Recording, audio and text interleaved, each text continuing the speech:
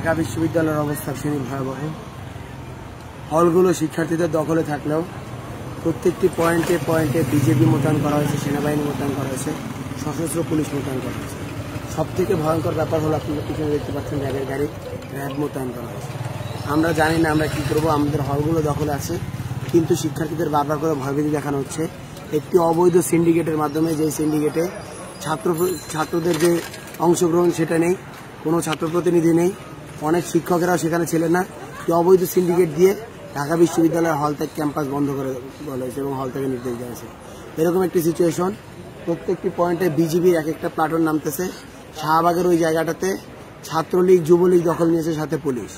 টিচাররা গতকাল যে ছাত্রলীগদেরকে সেফ দিয়ে এক্সিট করে দিয়েছিল, আজকে সেই টিচাররা স্টুডেন্টদেরকে যখন মারছে তখন তারা কিছু করে না। রোকেয়া হল, মেয়েদের হলের সামনে একের পর এক সাউন্ড গ্রেনেড এবং ককটেল বিস্ফোরণ করতেছে, সেটা পুলিশের নিয়ন্ত্রণে, এবং পুলিশ সেই কাজটা করতেছে। পুরো ঢাকাবাসীর কাছে আমরা অনুরোধ করছি, পুরো ঢাকাবাসীর কাছে আহ্বান করছি, আপনারা সকলেই ঢাকা বিশ্ববিদ্যালয়ে চলে আসুন। ঢাকা বিশ্ববিদ্যালয় বাঁচলে বাংলাদেশ বাঁচবে। আপনারা ঢাকা বিশ্ববিদ্যালয়ে নেমে আসুন, ঢাকা বিশ্ববিদ্যালয়কে উদ্ধার করুন। আজ ঢাকা বিশ্ববিদ্যালয় যদি উদ্ধার করা হয়, আজ যদি ঢাকা বিশ্ববিদ্যালয় নিরাপদ থাকে, তাহলে গোটা বাংলাদেশ নিরাপদ থাকে। পুরো ঢাকাবাসীর কাছে আমার আহ্বান, আপনারা সবাই ঢাকা বিশ্ববিদ্যালয়ে চলে আসুন। 4টার আগে আপনারা চলে আসুন, 4টার আগে আপনারা চলে আসুন। আমাদের যে এই 7 জন ভাই শহীদ হয়েছে, তাদের গায়েবানা জানাজা আমরা 4টা বাজে দেব।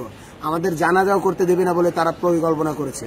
তারা পুলিশরা এইভাবে, পুলিশ বিজেপি র্যাব এভাবে প্রোটেকশন নিয়েছে, পজিশন নিয়েছে। তাই আপনারা সকলে চলে আসুন।